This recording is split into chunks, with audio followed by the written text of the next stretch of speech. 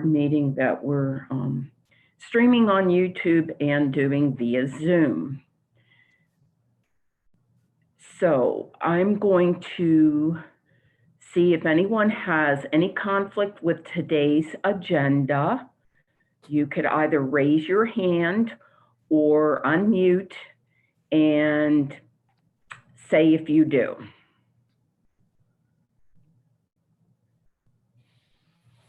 So seeing no hands raised or hearing no voices, then we will go on with today's agenda. First off and foremost, I want to thank Angie Rich for all the work that she has done for the time that she has been with us at the LPLS, because this will more than likely be her last official meeting with us. So on behalf of the board, we all do want to express our thanks to you and wish you the best as you move on in your new position. Moving on to item number 2020-028, approval of the minutes. This is for the meetings of February 20th and April 17th. So moved. Ethel, second. Okay, if you do that, will you please say your name before you motion? Who did the first motion? Millie, I'm sorry. Okay, taking roll, Dr. Badillo, Aye. Colonel Blanger, Yes. Miss McClellan, Yes. Miss Sheeman, Yes. Miss Snipes, Yes. Miss Torres, Yes. Dr. Thomas. Yes. Item number 2020-029, approval of the fiscal officer's report. Thank you. I would like to thank the board for your kind words. I appreciate it very much. In your package, you should have received both February and March's financials, since we did not have a meeting last month. I'll just go through the March financials for you. At the end of March, we had $14.3 million of cash at month end. 10.1 million of that was in our operating funds, which is our levy and general fund. Our unencumbered cash balance for all funds was 12.3 million. Revenues through the end of March were at 2.7 million, which represents about 25.5% of the total revenues that we were anticipating. Our expenses were 2.3 million, which is about 16.1% of what we budgeted. Our expenditures with encumbrances is 4.5 million, which is 31.5% of what we intend to spend. Normally March, we receive all of our property tax money. We received Lorraine's in March, and it was recorded in March. But the other cities, Avon, North Ridgeville, Columbia Station, we didn't receive that until April, but we did receive them. And it was everything that we thought, what we budgeted. So you'll see those amounts in our next month's report. As far as PLF, we do receive that monthly. We have received our share for March, and also we've already received our April share. March was approximately $306,000, while April went down significantly to $248,000. Our March payment, though, was not recorded until April because the library was closed and we were not here to receive the money, but it was recorded. I haven't received any correspondence or any public records requests. So if there's no questions, that'll end my report. Okay, we can do a roll call. Okay, Dr. Badillo, Aye. Colonel Belanger, Yes. Miss Thank you. McClellan, Yes. Miss Sheeman, Yes. Miss Snipes, Yes. Miss Torres, yes, Dr. Thomas. Yes. All righty, we'll move into the report of the director, Anastasia. Good evening, everyone. It's National Library Week, so I wanted to say that. Yesterday was National Library Workers' Day. And as you all know, the library buildings have been closed since March 14th, but we have been very busy. So a little bit later under the supervisor's report, I asked Cheryl to give you a high-level overview. I know that you've seen the things that we've been doing, but there's even more than has even been online. So our digital usage is way, way up. So there was an 83% increase to our e-library page and over 200 e-cards issued just since we've been closed. And that is a huge jump. And yesterday was OLC Legislative Day. So we should have been down in Columbus meeting with our legislators, but thankfully they were all able to come together on a conference call. So the directors of the Huron County Community Library and Avon Lake Public Library and I met with them yesterday to talk to them about all of the things that libraries are doing while our buildings are closed, but we are still very much in business and busy. And they were asking us questions about digital inclusion and how important that is. And Representative Stein asked about Wi-Fi specifically. So it was really nice to be able to tell him that all of the libraries in all those districts have their Wi-Fi on, and they boosted it if they can. So they're getting it out even more into the parking lots and streets and parks. So that's great. And we were talking to them about how important libraries always have been in economic downturns and how it will be even more so this time. So they were very receptive to the message. They get it. They know what we do.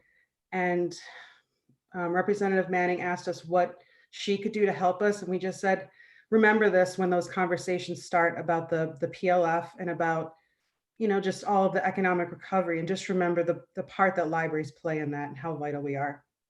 So that was really good and productive, I think. I did actually want to turn the spotlight over to Rick for a second, because I know that in the report you saw some of the things that have been happening, but I thought it might be nice for Rick to give a really brief overview of all the things that have been going on in our buildings since we've been closed. So if Rick is there, I would like to toss to him just for a minute. Well, first of all, I want to turn on the camera so you can see that I need a haircut first. But I haven't been able to find a barber yet. But since we've been closed, Joe's been here helping me out, going through all the buildings. We've also had a Red Cross drive here at Maine. At Columbia, we installed a 20-ton air conditioning condenser with the air handling unit that we had lifted overhead and put into place. Here at Maine, we had the west wall dug up. We've been having some issues with water infiltrating the basement, and we were able to seal that wall, dig it up, and find that the pipes were never connected from when they built the facility. They just dead ended into some gravel, and that was it. We poured some concrete pads this past winter. Joe and I were able to put out hot spots with the assistance of Anastasia and Cheryl and all the managers.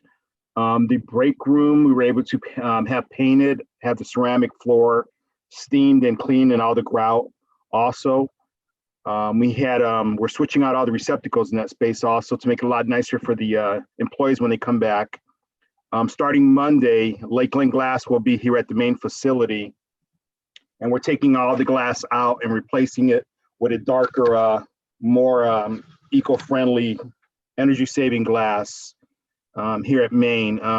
We tried stopping the mail at one time, but we couldn't. So we're collecting mail and trying to sort it out on a daily basis, trying to be here for UPS.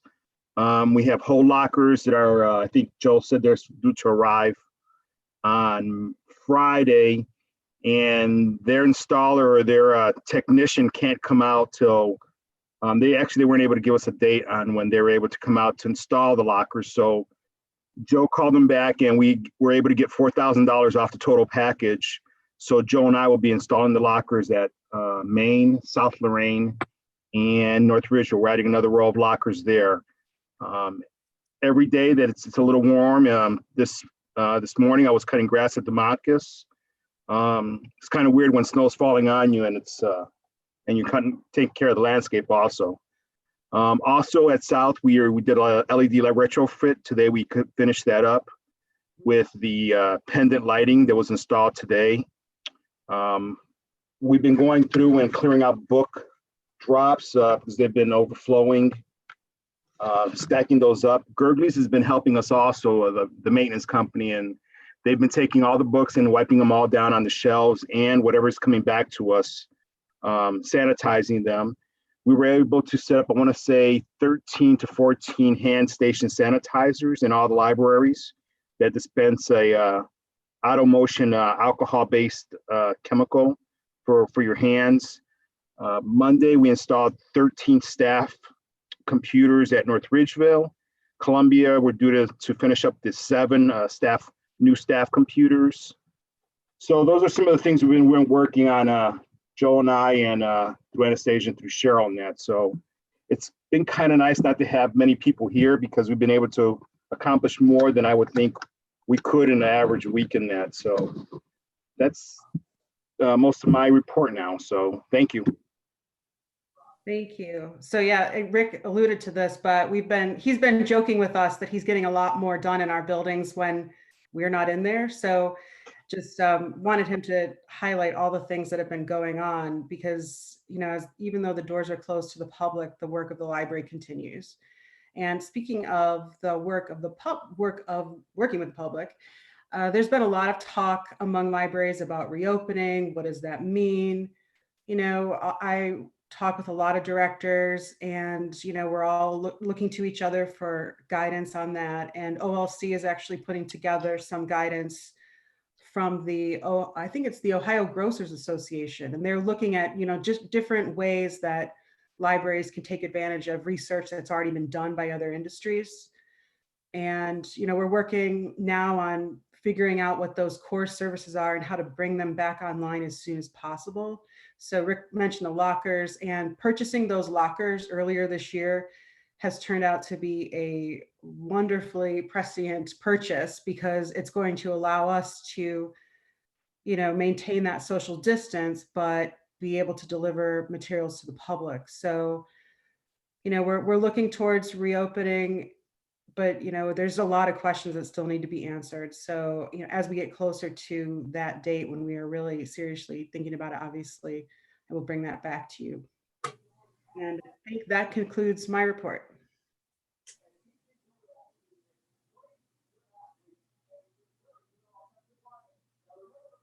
Okay, we have not had any committee meetings, so there will not be any committee reports per se, but Anastasia did want Cheryl to speak to us, so we will go into audience participation and have Cheryl take over.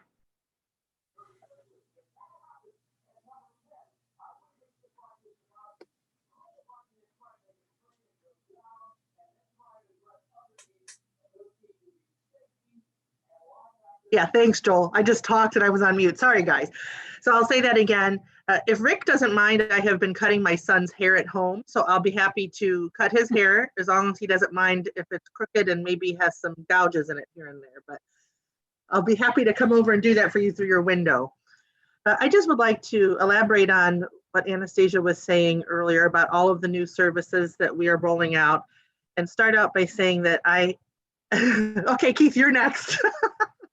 I am just so amazed by the managerial team and the leadership team. This situation could really be something that a lot of people would find unbearable to work through. And our team at LPLS just jumped into action.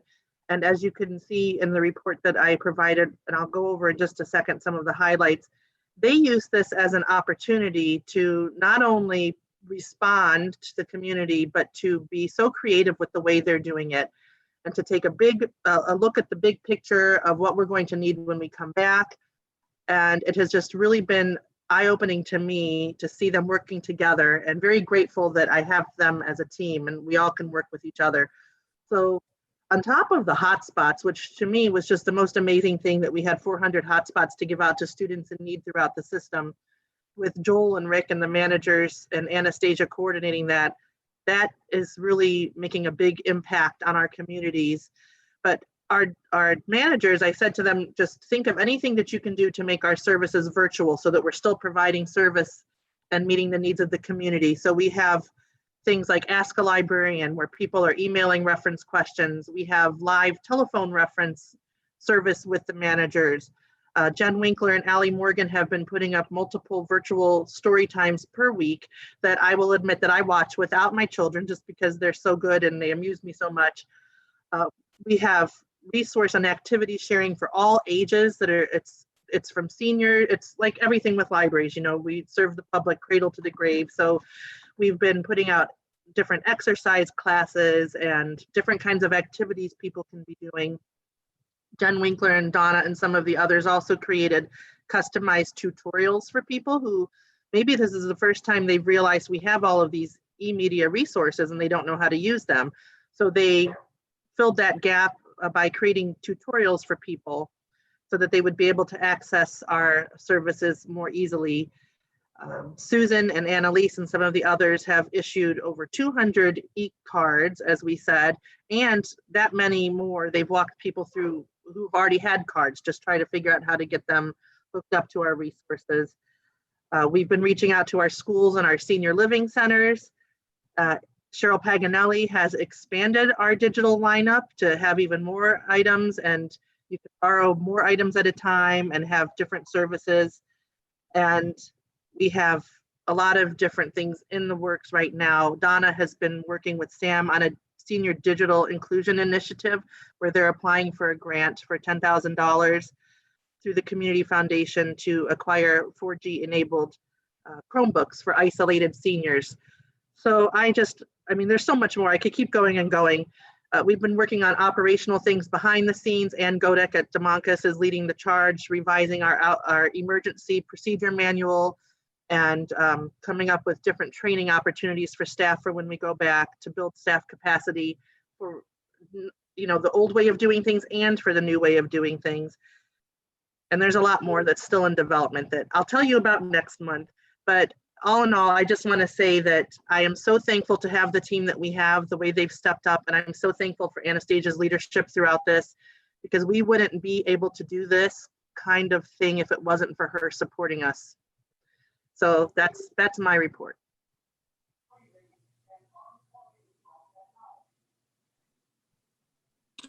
Cheryl, I do have a question. You were mentioning the hotspots. Yeah. This is Gloria, by the way. Okay. So I'm wondering, when did that start and what kind of an impact has it been having? Do we still have anything that we can attest to, or what is the, you know, the feedback or the response that we're getting? So the response that we've had, I don't remember the exact date that they went out. I would say that it was by the end of March or very, very early in April. And this was one of those things where it was, oh my God, the schools are closed. We have all of these students who don't have access to their schoolwork. So the branch managers reached out to their respective school systems and developed relationships with them to see what the need was. And we divided them up based on the different size of the branch and the different need. And as far as feedbacks, I've only had some word of mouth feedback so far from a couple of the, I want to say a couple of the elementary school principals. I know North Ridgeville, they say the parents are just over the moon grateful. Keith just asked if the schools have hotspots. I don't know if they all do or not. I know that the last time I spoke with Lorraine City Schools, well, I spoke to Susan who spoke to Lorraine City Schools and Sheffield, like I think they are working on getting them, but there's just such a big need that there's not enough to go around. And I know from my own experience having 3 kids at home, if you have more than one child, if you don't have the hotspots, I mean, forget it. That's the first step to get them where they need to be. And then on top of that, they've got to figure out how to balance multiple kids at home. I'm just so pleased that the library could do that. But as we hear more, I'll be able to provide more information on that, I'm sure, by next month. Thank you. You're welcome. I would say that we're actually working on some stories about that. So, we'll be working with the schools to pull those stories together because of course we're curious about the impact that that's going to have, for this school year and just helping to prevent that slide, while kids are at home.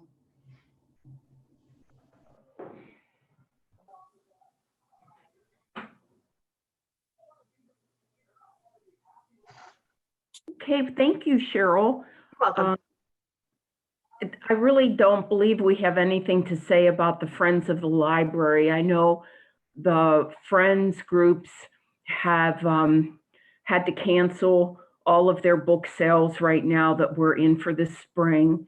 And once we know the future of when we're allowed to gather in larger crowds, we will have more to report on the Friends groups, unless there is anyone who wants to report out on theirs at this time. No, it's just what you said. I don't have anything other than they're all staying safe and excited to come back. Yes, that's true. In terms of the foundation, we too have not been able to meet. And the only thing I would like to say there, for those of you who do know Tony Campana, he's president of the foundation, and he was a former board member of the library, and his wife passed. So we extended condolences to Tony. And the donations, he sent a letter to me the other day, and there have been a number of donations in his wife's name that they are making to the foundation of the library. So we will get thank yous out and acknowledgement letters out for that. So moving on then to new business, we're going to go to item 2020-030, approval of fund transfers. May I have a first and a second? This is Millie first. Millie first. Keith, second. Okay, Taking roll, Dr. Badillo, Aye. Colonel Belanger, Yes. Miss McClellan, Yes. Miss Sheeman, Yes. Miss Snipes, Aye. Miss Torres, Yes. Dr. Thomas. yes. Moving on to item 2020-031, approval of access control for the doors at the main library. This is Keith, so moved. Ethel, second. Are there Okay, any questions for Rick here about this? Okay, if not, sorry, Angie, go ahead and call roll. no problem. Dr. Badillo, Aye. Colonel Belanger, Yes. Miss McClellan, Yes. Miss Sheeman, Yes. Miss Snipes, Aye. Miss Torres, Yes. Dr. Thomas. Yes. Item number 2020-032, approval of the seasonal lawn care with reliable lawn service for the Avon and North Ridgeville branch libraries. Ethel, so moved. Monica, second. Okay, Dr. Badillo, Aye. Colonel Belanger, Yes. Miss McClellan, Yes. Miss Sheeman, Yes. Miss Snipes, Yes. Miss Torres, Yes. Dr. Thomas. Yes. Moving on to item 2020-033, approval of the purchase and retrofitting of the shipping container for the library on the lake. Ethel moved. Millie second. Okay, Dr. Badillo, Aye. Colonel Belanger, Yes. Miss McClellan, Yes. Miss Sheeman, Yes. Ms. Snipes, Yes. Ms. Torres, Yes. Dr. Thomas. Yes. Item number -2020-034, approval for the library to apply for an LSTA grant. This is Keith. Gloria So moved. moved. Second, Keith. Dr. Badillo, Aye. Colonel Belanger, Yes. Ms. McClellan, Yes. Ms. Sheeman, Yes. Ms. Snipes, Yes. Ms. Torres, Yes. Dr. Thomas. Yes. Item number 2020-035, approval for purchase of hotspots to support school children. So moved. Second, Tiffany. Okay, Dr. Badillo, Aye. Colonel Belanger, Yes. Ms. McClellan, Yes. Ms. Sheeman, Yes. Ms. Snipes, Aye. Ms. Torres, Yes. Dr. Thomas. Yes. Item number 2020-036, approval of compensation for the chief fiscal officer. This is Keith. So moved. Ethel, second. Dr. Badillo, Aye. Colonel Belanger, Yes. Ms. McClellan, Yes. Ms. Sheeman, Yes. Ms. Snipes, Yes. Ms. Torres, Yes. Dr. Thomas. Yes. We will give Joel a few seconds here to get prepared prior to moving into an